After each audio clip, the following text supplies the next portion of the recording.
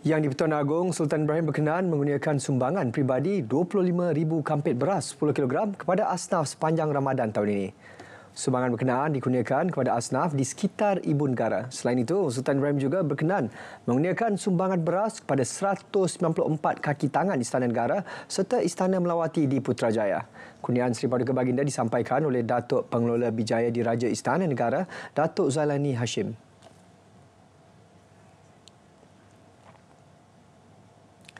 Pastikan keselamatan dan kebajikan pekerja industri kreatif. Akta Perbadanan Kemajuan Filem Nasional Malaysia FINAS 1981 bakal dipinda. Menteri Komunikasi Fahmi Fadil berkata pindaan melibatkan beberapa standard kontrak dalam akta tersebut. Pindaan juga akan melibatkan akta kanak-kanak yang memerlukan pelakon kanak-kanak mendapatkan permit bekerja.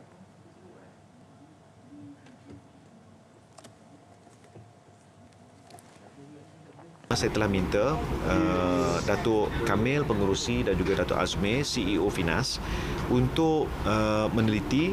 Sementara kita melalui proses itu, dia akan makan masa mungkin lagi setengah tahun ataupun setahun. Tapi kontrak-kontrak yang sedia ada, kita perlu tambah baik untuk pastikan aspek keselamatan sosial bagi para pekerja industri kreatif ini tidak diketepikan. Beliau bercakap kepada media pada program Ziarah Ramadan sempena Aidilfitri ke rumah pengarah dan pelakon M. Jamil di Puchong, Selangor.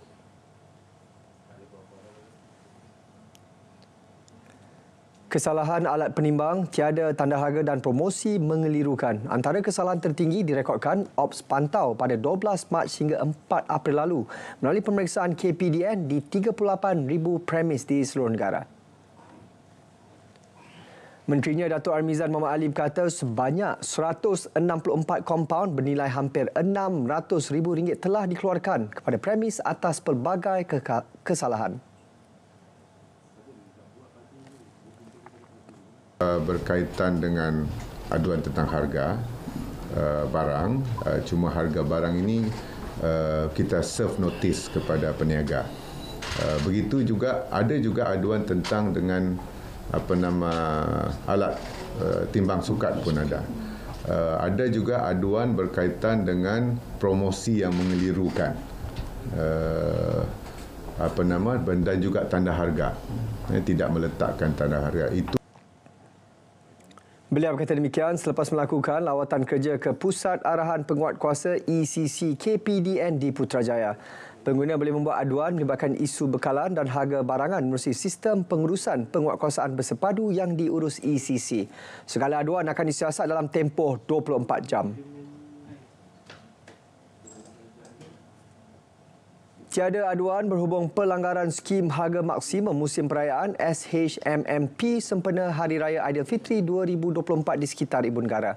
Pengarah KPDN Wilayah Persekutuan Kuala Lumpur Arifin Samsudin berkata pihaknya optimis peniaga akan terus patuh pelaksanaan skim harga tersebut yang berkuat kuasa selama 15 hari sehingga 19 April depan. Dah berapa kali kita buat skim harga musim perayaan ni. Maksimum musim perayaan ni kita dapati di Kuala Lumpur bukan kebanyakan. Boleh dikatakan semua pasar raya di Kuala Lumpur mematuhi peraturan yang telah kita tetapkan. Bila pada musim skim harga maksimum musim perayaan ni, kita akan fokus, kita akan tengok pink tag tu dan 19 harga yang telah kita tetapkan ada maksimum lah. Kalau tak ada pink tag atau harga didapati melebihi daripada yang ditetapkan, kita akan ambil tindakan di bawah akap lah. Dalam pada itu, tinjauan mendapati harga ayam yang ditawarkan di pasar basah dan premis pasaraya masih terkawal.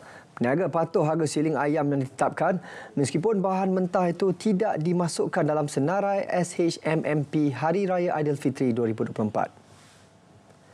Peniaga juga optimis bekalan ayam mencukupi untuk keperluan pengguna.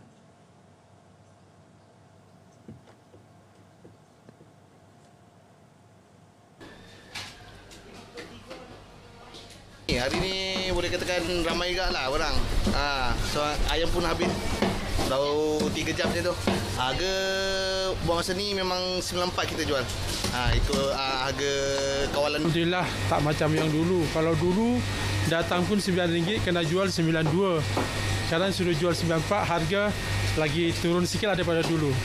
Saya rasa tahun ini tak ada masalah harga ayam, masalah bekal ayam, semua okey.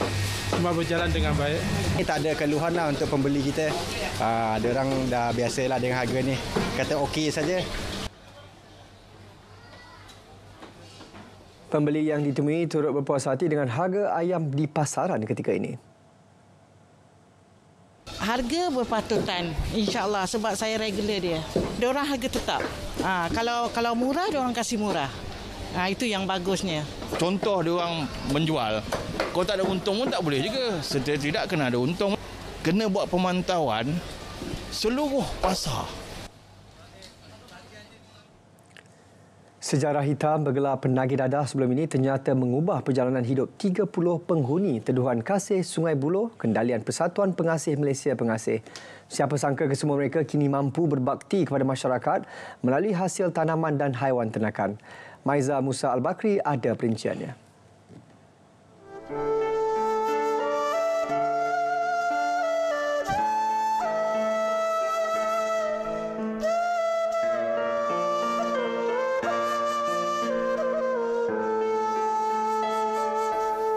Pengarahnya, Jaafar Daud berkata, pelbagai hasil tanaman akan dimanfaatkan untuk kegunaan harian dan selebihnya akan dijual.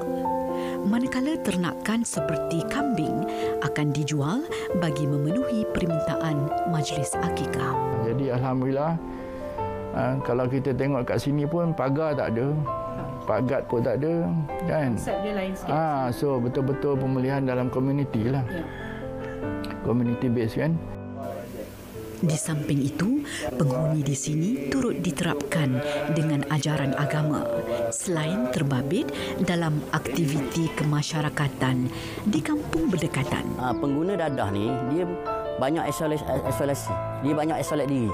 Dia banyak menyendiri. Jadi macam mana kita nak dia itu keluar dengan masyarakat? Malah penghuni di sini mengakui persekitaran yang positif membantu memudahkan proses pemulihan mereka. Seterusnya, bebas daripada belenggu ketagihan dadah. Okey, satu yang istimewa berkenaan dengan terapi komuniti ini, kita duduk dalam komuniti. Jadi bila kita duduk dalam komuniti, kita strong. Jadi sesama kita each other akan memberi nasihat yang mana persentage untuk kita jatuh sangat sukar sebab dibantu oleh rakan-rakan yang sama-sama memahami dan satu aliran dengan dia tadilah. Sini pun dah macam family. Ya, betul. Memang macam rapat, rasa macam family dah rapat dah. Kadang-kadang kita rasa macam dah tak ada apa-apa benda lagi dah kita nak. I think ini je yang kita boleh bagi. Jadi apa yang I nak bagi sekarang ni nak bagi pada back to nature lah, community, masyarakat. Betul. And for myself, untuk diri kita sendiri. Betul.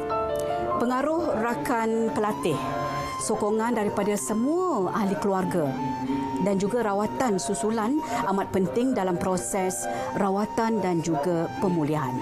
Apabila kita membantu seseorang, umpamanya kita bantu diri kita sendiri. Selamat Hari Raya Aidilfitri, Maiza Musa Al-Bakri, RTM.